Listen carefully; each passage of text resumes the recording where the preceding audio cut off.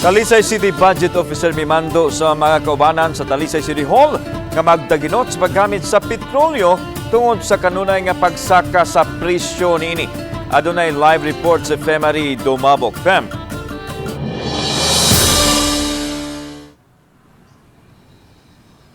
Yes, Lan, matod ni Edgar Mabuna, ang Talisay City Budget Officer, nga dili dugangan ang pondo sa fuel.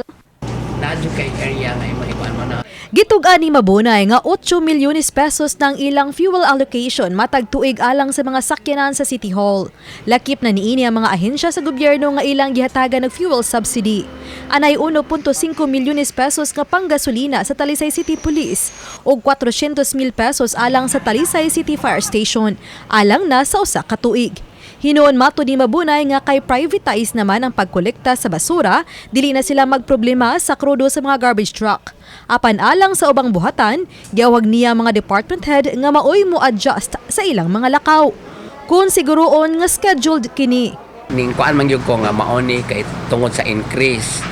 Then we have to kuan sa inyo hang daily nga requirements. Total butang ta basta dili lang mawagtang yun ang pagkuan poli-poli o gamit sa sakyanan or magdungan nagpanglakaw. Ang allocation namo, ang allocation for the gasoline naman gyud mi tagpila ray allocation weekly. If possible i-lower kay ni high man ang cost. Og moingon ka nga 20 liters per week ta paninguha nga mag 15. Wa ipatumang coast cutting si Mayor Samsam Gulyas ug siguruhon gihapon nga maserbisyoan ang mga talisaynon. Ang ako ramang yun, dili gyud ta mo cost cutting kung ato sang putlo ng panerbisyo sa katawhan. We will manage. May gihimong pagdaginot ng usabang Talisay City Police sama sa pag-schedule na sa mga pagpatrolya apan may mga magpundo sa mga strategic area. Matod ni Mabunay, 600,000 pesos pa nga balor sa fuel ang nagamit sa Talisay City Police. Timailhan nga nagdaginot sila. Lakip sa gidaginot karon mao ang paggamit sa mga office supplies.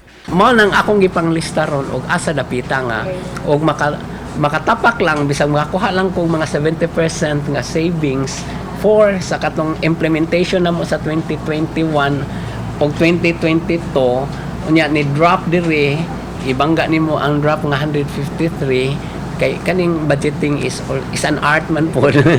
Ang pagdaginot pagpangandam na usab alang sa sunod tuig nga budget planning. Niadtong Hunyo 14 base sa monitoring sa DOE, moabot na sa 28 pesos og 70 centavos ang pagsaka sa presyo sa gasolina, 41 pesos og 15 centavos sa diesel, og 37 pesos og 95 centavos sa kerosene. Sukad niadtong Enero.